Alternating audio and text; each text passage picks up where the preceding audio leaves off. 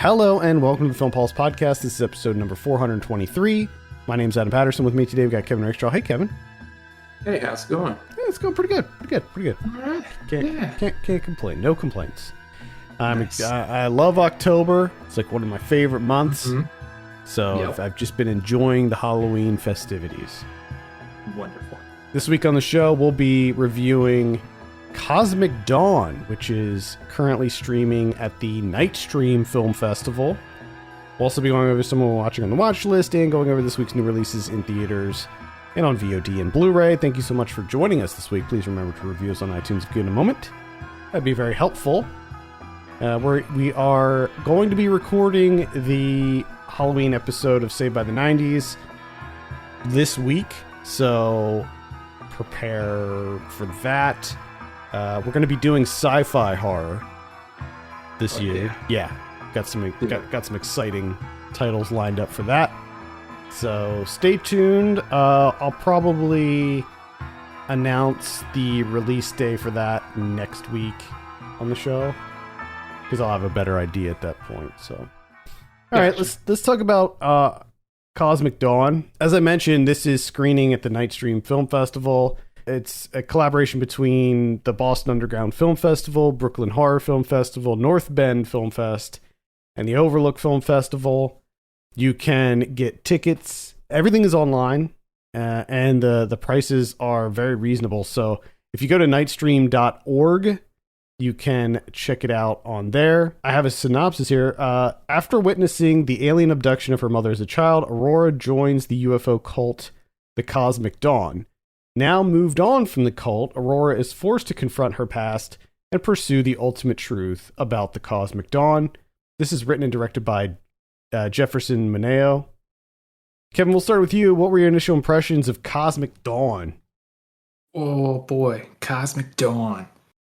I was pretty interested in this one. This one piqued my interest because of I like UFO cults. I like anything centered around UFOs. I'm in. I like anything centered around cults. So yeah, and you put it's a cult. It's a UFO cult. Come on now. Great combo. Come on. It's like give it to me. It's like peanut butter and jelly right there. It sure is. And I got to say that my interest being piqued was rewarded early on with the alien abduction scene that essentially kickstarts this movie, because I love the way in which it was shot. I love the visuals of it. It was visually arresting. I love the lights and like everything is just this like glimmering, like just light raining down in this remote area, and it looked fantastic. And I was like, all right, we are off on a good foot. All right, I am in. Let's do this. Now, the unfortunate thing about this movie is that I want to say middle third, but it seems like it takes up more of that. I don't think it's a third of the film. I think it's like 2/3 of the film that's nestled in the middle here, where really nothing happens. Mm-hmm. And it's just unnecessarily going back like four years in the past and then in the present, and it's unnecessary. I'm not sure why they're doing it, because they're not really. I think this is the biggest issue for me, is that it seemed like they were trying to tease something out, but there was actually nothing to tease out. They were just obfuscating, they're just stalling essentially until the end. And like we were just doing nothing. We weren't developing any characters. We didn't get any real information about this cult outside of like, your witnesses. They're in the group. Okay, the Cosmic Dawn's coming. And like you learn nothing about them or the cult. Like they believe nothing. Yeah, I had very similar opinions as you here. It starts off really intriguing. I mean, from the beginning, the opening moments, the abduction scene is great. I loved how like it looked like there were things like there was like smoke coming up off of like random things on the ground and stuff. And everything had this like pink purple sheen to it. It had almost like a Lovecraftian vibe. And I liked that, and I liked the setup, the introduction to the cult, all of that stuff. When she first went to like the compound and everything leading up to that, the weird face rock formation things, like all of that stuff is very intriguing. I think that one of the things that was a bit of a miss for me was the like non-linearity of it, where you jump forward 4 years and then you go back. Because when you do something like that, it's to build the mystery, it's to build the intrigue. Because you jump forward 4 years and it's like, oh, she's out of the cult. And I think that it's supposed to generate this intrigue where we're like, what happened? Like, was there a falling out? Like, you know, what caused this to transpire?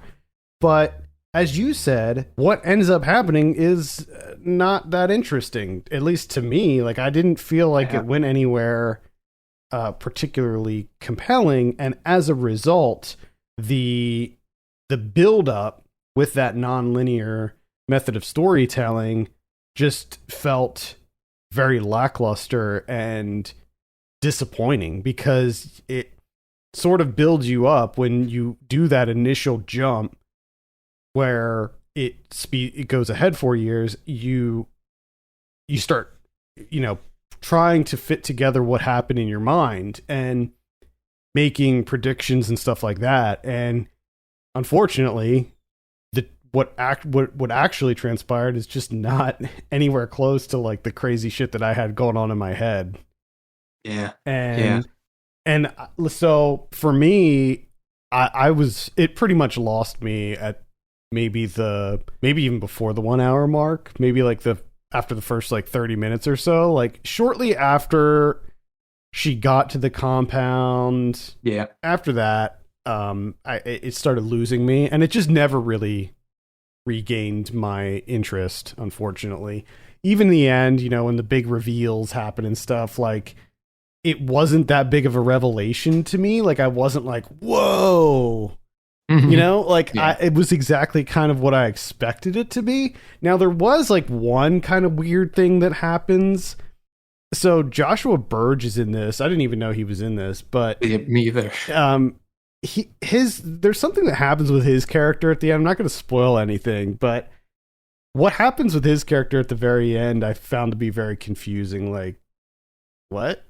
And yeah, I didn't feel like that was really explained. It wasn't explained at all, but like, I didn't feel like that was a justified conclusion for him. No, and it doesn't, like, it kind of undercuts everything that happened before. Exactly. You know, like the 4 year, like what exactly. Such a roundabout way of doing.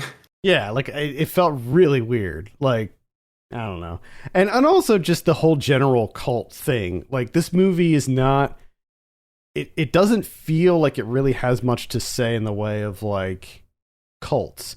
It plays into the cults, like all of the, you know, standard bullet points that encompass a cult. It's all here. Like, everything from like, they're all wearing like the same kind of outfits to like the trainers to the weird rituals and stuff like that. Like, all of those bullet points are here, but where it goes, it doesn't seem like it actually has anything to say regarding cults at all to me. No. I don't feel this movie's trying to be a commentary on anything, which is good, because they would have failed miserably at that, I think. Well, yeah, I mean, if it even attempted it, because I mean, just attempting to be like an entertaining story, it doesn't do a good job. So no, and I don't know how you could possibly end it the way you did, and still and try to shoehorn in some kind of commentary about cults and stuff like that. I mean, the one thing I guess you could say is that oftentimes the people that are most susceptible to joining cults are people who have experienced some loss in their lives, and people who are just looking for answers, looking for something, you know, something missing in their lives, and that's exactly what happens in this with the character of Aurora, but it's not anything that's like really explored too much, and I don't think anything's really explored that much. No, Even like this, nothing's even like the surface level alien abduction stuff just feels and very surface level. that's the thing that really disappointed me and really upset me because I think I was about like 35 minutes into this, and that's when I started to feel my interest waning because I started realizing, and then I saw how far I have made it into it so far, and I'm like, okay, I am like a third of the way into this thing, just about, and I've gotten like no information. We haven't developed anything. We haven't really developed or explored the genesis of this cult or the beliefs of this cult or like really anything. Everything is extremely surface level, just like a rough outline, just bullet points. And it becomes very apparent that that's not going to happen. Is there is a large portion of this movie, or like one of the biggest scenes and the longest lasting scene, which is them just singing a song and dancing, and a guy on keyboards, and drums come out of nowhere. No one's playing drums, but they show up somehow. I don't know. This must be a cosmic thing, and like that just happens for a long time, and it's just like no, why are you doing this? I Like you don't get this. You have to give me something before you try and do this. I also must say that I did not like the production design, like the aesthetic of the compound itself. It looked very like set, like like a sound stage to me. Like everything Yeah. looked like all the plants looked fake, and all of the sets looked like everything was made out of styrofoam to me. Like it looked unrealistic and slightly cheap. Yeah, just kind of glorified So cubicles. unfortunately, I wasn't really into the design of the compound itself either. So yeah, unfortunately, this just wasn't. It just really wasn't for me. I didn't particularly find the cult leader Elise. Didn't find her very interesting either. Like I just kind of found her annoying. Yeah, there's just like that intrigue just completely disappears, just dries up And I think within like another 15 minutes. yeah, I think another part of that is just because it's such a generic cult at the end of the day. Like Mhm. it's nothing we haven't seen before, even in real life. Like, like the Heaven's Gate cult. I mean, it seems like at least some aspects of this were modeled after that. And I mean, that was a real life cult. And that was way crazier than this. Yeah. I think a big thing too is like you said with the ending. I think for me, yeah, it was disappointing because it didn't really get crazier than what I was hoping for. Um, but the way that it does play out, there was a part of me that was like, yeah, you better end your movie that way, because if you didn't, I would be Oh, it'd be pissed off. so much worse.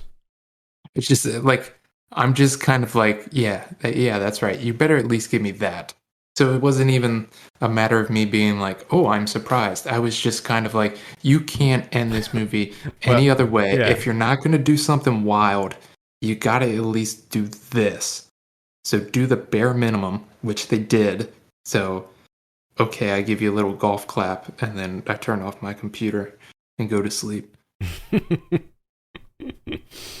Yeah. Yeah. I just was not. It was disappointing. Just because I think it did start off pretty strong.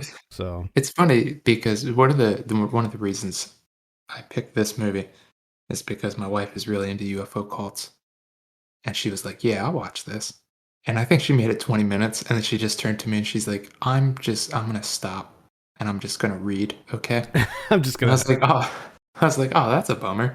And then like 10 minutes later, I just looked over at her and I was like, you made the right Yeah, choice. she made the right choice. All right, let's go ahead and give Cosmic Dawn a score. What are you gonna give it out of 10? I give it like a 3, 2.5, maybe. Hmm. I'm sitting at a uh 2. Yeah, Yeah, 2 on this one. Two, yeah, two and a half, somewhere around there. It's just, yeah. I don't know. I think the strong opener is what really soured me on it. Like, I think that if it was like boring and yeah. generic from the I, beginning, I think maybe I would have been a little bit more lenient on it. But the fact that it does open strong made it and could you hurt. imagine Made it that? hurt Yeah, worse. because you kind of had like a sliver of an expectation, like, oh, this might surprise me. Mm-hmm. This might surprise me. And this is like the complete opposite of a movie like Hellbender, where like you don't have to have a big budget to do like good world building, right? Mm-hmm. You Oh just yeah. you have to be well thought out, like carefully crafted and everything. It's just Uh, attention to detail. This has nothing. They're just yeah. like, okay, it's a cult. There we go.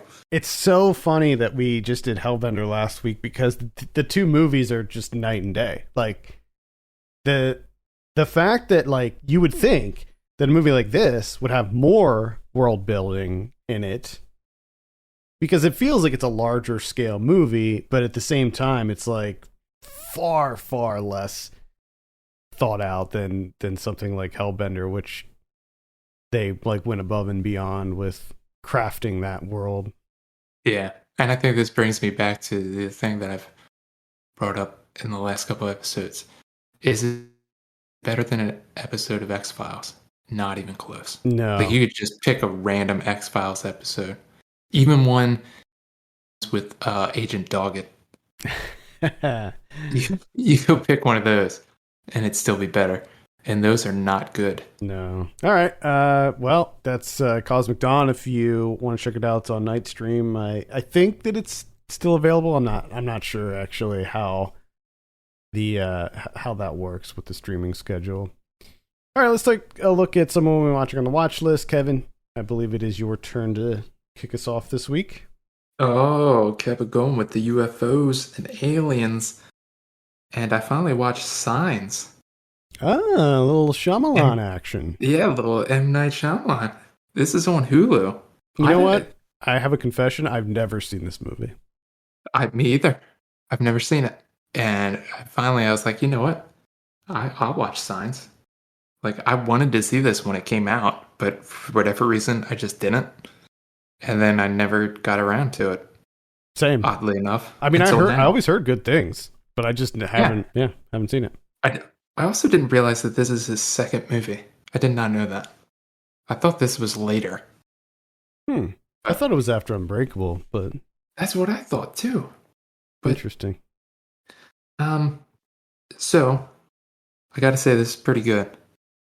This is pretty good. I was pleasantly surprised. It's got the right amount of the hokiness. Like he has the hokiness there, but it never goes overboard.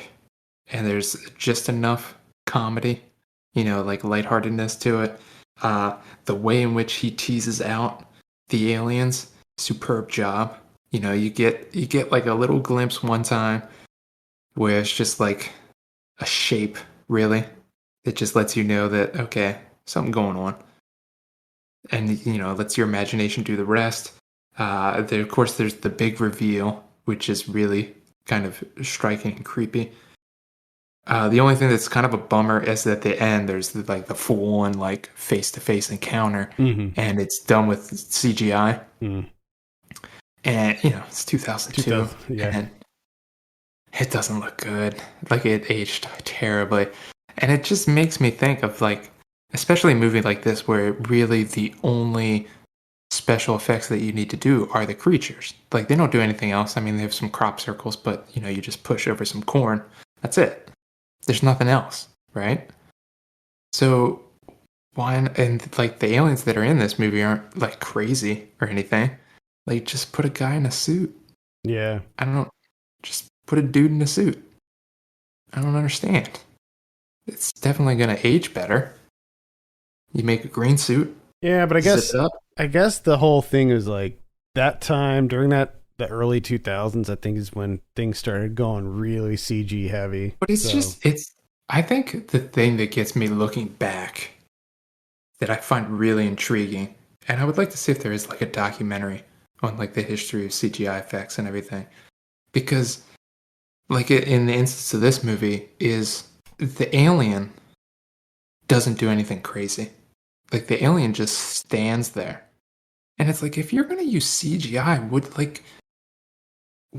wouldn't you be utilizing this new technology to just unleash your imagination and just come up with crazy characters doing crazy things, Mm-hmm. just things that people can't do? But no, you just create a green dude that just stands there. That's it. That's all. Stands there like a That's all. dingus.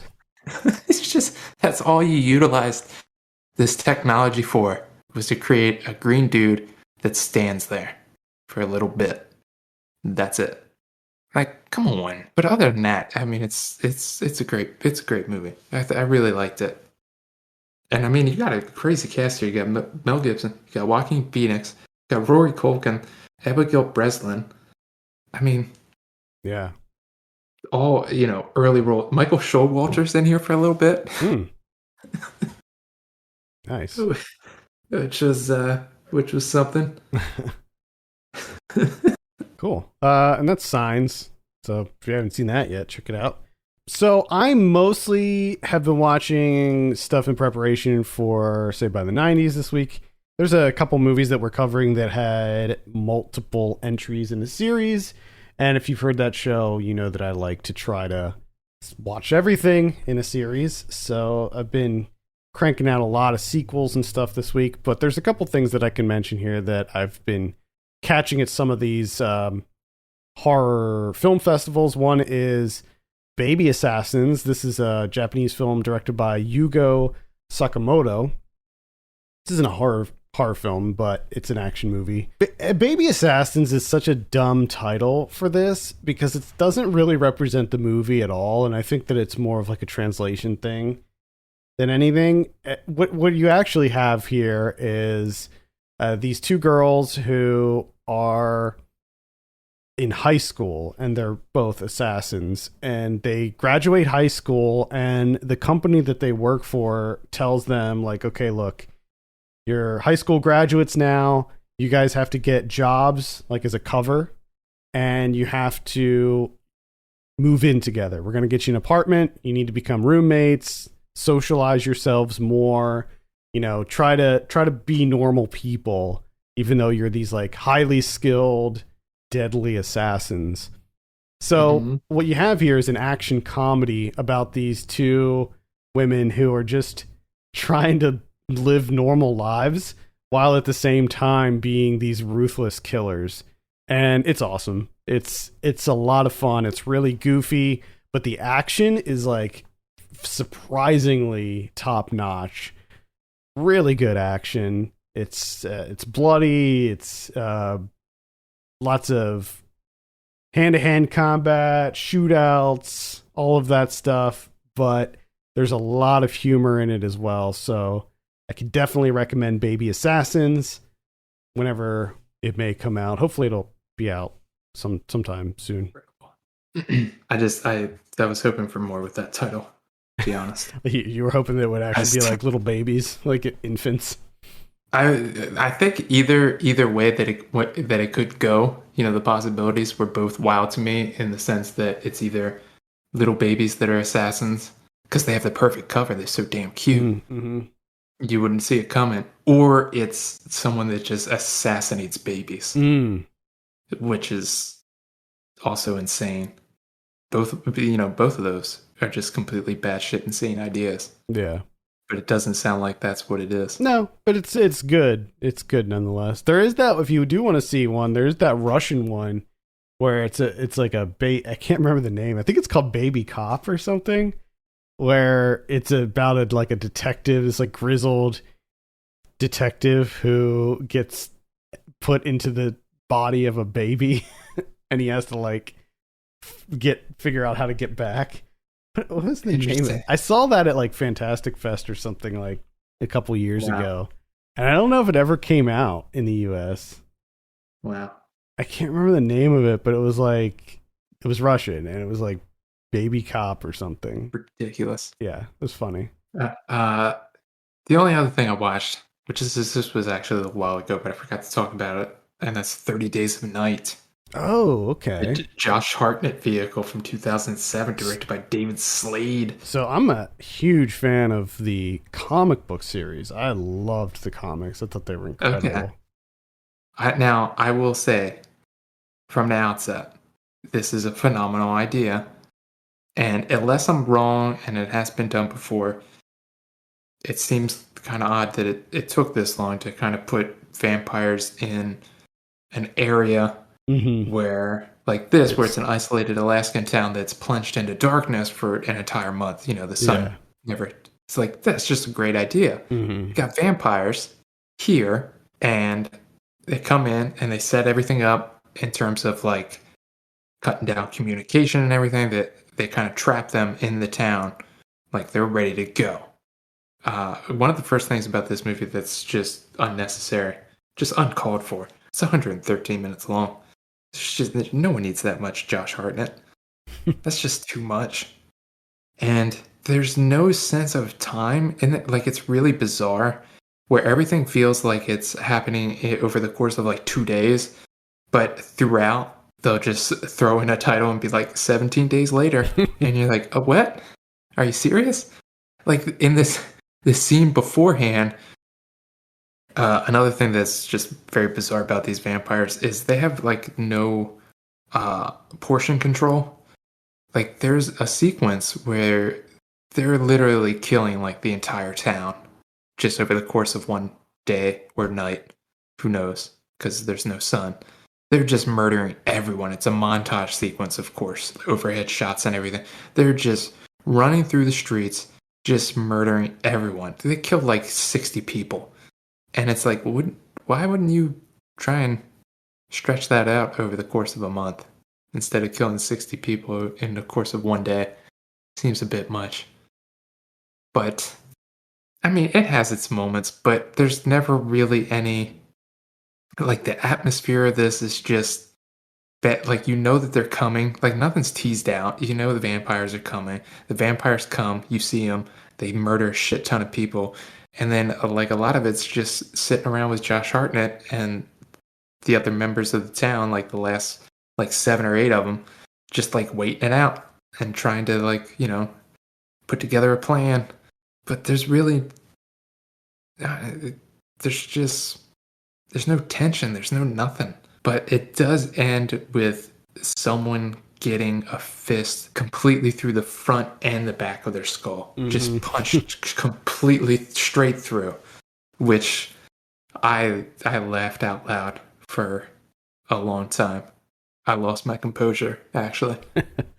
Like, it was just so ridiculous that I loved it. I kind of admired it. I just want that to happen more. I just want ridiculous things to happen more often in movies. So I give it a little bit for that. But overall, I can't really recommend it. All right. That is 30 Days of Night. Looks like that's on a bunch of different platforms. Hulu, Peacock, Vudu, Amazon, YouTube. Tubi? Doesn't say Tubi on here, but I don't know, maybe. It's also on Pluto TV. Oh yeah, Pluto TV. Check it out on Pluto. What the fuck is Pluto TV? I don't know. Do you know? No, I don't know. All right, the last one I'll mention is one called There's Someone Inside Your House. I caught this at Fantastic Fest, but this is actually on Netflix right now, so it is a Netflix movie. I just literally learned about this a second before we started recording. It's directed by Patrick Bryce. This is he's the guy who did Creep and Creep 2, which I liked both, Creep and Creep 2. This one is a teen slasher, and it's a very, very conventional teen slasher. So it's almost as if Bryce was trying to just make a modern teen slasher that contains all of those tropes, but sort of bring it into the 21st century and make it more socially acceptable as far as like the content. You know, like when you see 80s slasher movies, it's like, oh yeah, that is definitely the 80s. And I feel like you don't have that many slasher movies that represent this time period. And maybe that's something that you don't really recognize until like 10 or more years later. But I feel like this movie is going to be one of those movies where when you watch it, you're just like, oh yeah, that was definitely a 2021 movie. Just because of the socio-political landscape of things in this movie. That being said, it is a very standard slasher movie. There's not a lot of unique elements here, and even though it has a really cool title, I was a little bit disappointed because they're really, like, most of the kills don't happen inside someone's house. A lot of them happen at a high school. There's like one scene where the killer's inside the house, so that's a little disappointing. The interesting, like, the hook with this is that the killer wears a mask of the person that he's killing. So if he's going after Kevin Rakestraw, he's wearing a Kevin Rakestraw mask so that you can basically look at yourself as you're being killed, your true self. And the whole point of it is, like, you know, these people, all the people that he's targeting have secrets, and they're all wearing their own masks in the world because they're hiding their true selves or whatever. Interesting. Yeah. Now, question to you, and I pose this to you, put you in this situation. You see a person wearing a mask that's your face. What are you doing? I'm getting out of there. Yeah, Well, the thing is, just like, this is insane. It's not going to end well in any way, shape, or form. Yeah. To give credit to the victims of this movie, most of them, as soon as they see the killer wearing their face, they do get the hell out of there. They try to, at least. The kills are not very inventive or anything like that. They're all pretty standard. They're fine. They're all just, like, kind of serviceable slasher kills. Interestingly, one of them happens, like, at a party, like, in the middle of the party, which is kind of cool. Like, there's not like this killer's pretty brazen. Like, he or she doesn't care. Yeah. But at any rate, I can only give it a very, very light recommend. I thought that it was fairly mediocre. I think that if you're looking for, like, new horror movies to watch this Halloween, I think that this is going to be pretty low on the list of recommendations, just because there's a lot of other stuff out there that I think is more interesting than this. Gotcha. Yeah, I think that's it. Yeah. Yep. I mean, I should be able to maybe squeeze in some more since they took Perfect Strangers off of Hulu. Did they? Yeah. Let's take a look at what we have in theaters this week. We got Halloween Kills. That's the big one. Oh, yeah. You excited for this? I wouldn't say excited. I mean, I'm looking forward to it, but I can't say that I'm overly excited. Okay. Are you planning on going to see this in the theater? No. Okay. No theaters. I'm not doing theaters for... the only thing I said I would do theaters for is for Dune. So I just got to do Dune. The COVID landscape. I'll just hang out at home or understandable. Outside. You know?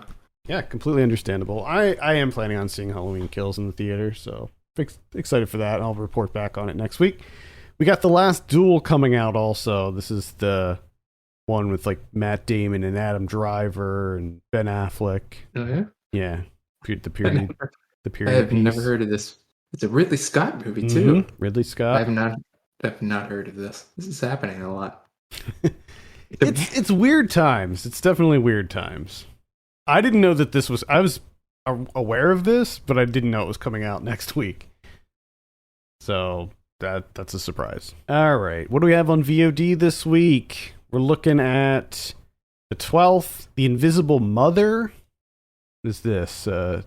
Tells the story of a lesbian stoner and her grandparents being tormented by the psychedelic spirits of an old photo album. All right. Interesting. Got Convergence on Netflix. Epic collaboration that spans 8 countries and 9 individual stories. Whoa. We have Spirit Quest. Looks like some kind of comedy, maybe. Hmm. We have The Cleaner. That's maybe a thriller. Hmm. Yeah, it looks like a crime thriller. Hmm. Looks like Luke Wilson's in it. Yeah, well, okay. We have On the Fringe of Wild. That's a terrible name. Hmm. Looks like maybe it's a, I don't know, coming of age story maybe. We have Lust, Life, Love. Ah, God. That is a terrible title too. Lust, Life, Love.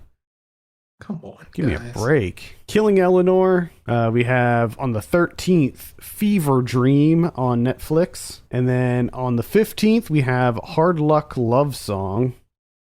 Held for Ransom. The Grand Duke of Corsica. The Blazing World. Needle in a Time Stack. Oh my God. What is up with these titles today? Needle in a Time Stack. You said needle and I gotta look this up. Needle in a... and a Yep. needle and a time stack. Sci-fi. It doesn't come up. Is time stack one word? What the Yeah, fuck? one word. One Okay. word. Mm-hmm. John Ridley. Yeah, Orlando Bloom, Frida Pinto. Cynthia. Leslie Odom. Okay. Needle in a Time Stack. But oh my god, a devoted husband will stop at nothing to save his marriage when it's destroyed by a time traveling rival. Oh boy. Oh god. Yeah, so keep an eye out for that one. There's a guy, I'm guessing Orlando Bloom, maybe, using time travel to go back, or in the future, I don't know. I don't know if he's going back or if he's going forward to steal a guy's wife. Yeah, it looks like That's what it sounds like to me. He's an ex-husband, so Wow. Orlando Bloom's an ex-husband who's warping time To try and get his Try to get his ex-wife ex-wife back. He's okay. Wow. Can love endure in a future where time is fluid and all of life may just be an illusion? Wow. Mm. And I love that the tagline is love is drawn in the form of a circle. Yeah. Oh, God damn it. All right. Demigod is coming out. It's a horror movie. We got Grave Intentions, 7 directors, 5 tales of terror, 1 grave lesson. I'm sorry. I just remembered Time Stack and started laughing. Oh boy, you know someone like thought that they were really clever coming up with that. Instead of guys, instead of needle in a haystack, what if? Now hear me out. Hear me out. Time stack. Needle in a time stack. They're the only person that likes it. I have a feeling that every other person is just like, what? Yeah. Oh, I guess. It would be funny if they heard the pitch, they thought it was so bad that they were just like, fuck it, let's just do it. And it's just a giant troll. Like, it's just because they knew that everybody would make fun of the title, and the person that came up with it is like a big dick or something, like in the office, like nobody likes him or whatever, and it was all just a big goof. Like, they knew that people were going to make fun of that title. Perhaps. Anyway, Slumber Party Massacre is also going to be coming out on Sci-Fi. That's a remake of the 80s flick, which I'm a huge fan of the original Slumber Party Massacre, so I'm going to give this one a look because I caught the trailer and it actually looks pretty decent, so I'll be checking that one out. On Blu-ray this week, we have Misery coming out in 4K. We got Legend, the 1985 fantasy film. That's coming out on Arrow. It's going to be a limited edition. Yep. Wow. Yeah, it's not a typical Arrow release, but a cool one nonetheless. We have The Green Knight coming out. That's going to be in like all the different editions. There's a Steelbook, 4K, regular, whatever. Carlito's Way is coming out on 4K. We got Free Guy coming out. That's the one with Ryan Reynolds. Deadly Fiend from 1986. Inglourious Bastards is coming out on 4K. That's going to be some sort of limited edition Steelbook. Let's see what else we got here. The Snake Girl and the Silver-Haired Witch from from 1968. That's going to be on Arrow. There's an Friday the 13th 8-movie collection. Oh boy. Yeah, but I have a feeling. So this... Oh yeah, we talked about this before, actually. This one is the one that does not include Jason X, Jason Goes to Hell, or Freddy versus Jason, or the remake, I don't think. So forget that. All right, what else we have here? 99.9 Frequency of Terror from 1997. It is the most terrifying frequency. I think that the most terrifying frequency is 98.5 WYCR, the pop music station in York. Could very well be. What was the other one? 105.7 The X. Yeah, there you go. That's the most terrifying. Like remember it used to be called The Edge, and then they changed it to The X? Mm-hmm. Oh, yeah. God, the random shit that I remember. Yep. That's good, and that's the funny thing is that's going to stay with you forever. Yeah, it will. You're going to be in a goddamn nursing home, 97 years old. I'm not going to remember my family. Be able to say, you can be like, "Can you turn on 105.7 The X?" And the person working there is going, "I have no fucking idea what he's talking about." Oh God, I wonder if that. I mean, I guess it's probably still on the air, right? Oh yeah. Oh, without a doubt. I mean, what do they like? What kind of music do they play on there? I wonder. The same that they've always played. Live. Alice in Chains and live. Yeah, and like Disturbed and Stained. Puddle of Mud. Yeah, all that stuff. Nice. All right. Oh, right now man. they're playing Main Skin. I want to be your slave. Oh, nice. Anyway, we have Survive the Game. That's the one with Bruce Willis that came out on VOD last week. We got Youth in Revolt from 2009. That's pretty much it. What about Criterion's? Oh, we got one, and that's High Sierra from 1941. Ida Lupino and Humphrey Bogart. Classic. I would assume. Yeah, I don't know. I never saw it. It sounds pretty good. He's Humphrey Bogart. He's a career criminal, and he just wants to settle down. But he decides to get together with a group for one last heist in the Sierra Nevada. Oh boy, just one last go. So it's always what it is, and I bet things go horribly awry. You know it. All right, I think that's going to do it for this week. Thank you so much for listening. You can send us your questions and topics to podcast@filmpulse.net. You can follow us on Twitter @filmpulsenet and @filmpulsekevin. And if you have a minute, consider reviewing us on iTunes. That would be extremely helpful. For Kevin Rakestraw, my name's Adam Patterson. We'll see you next week.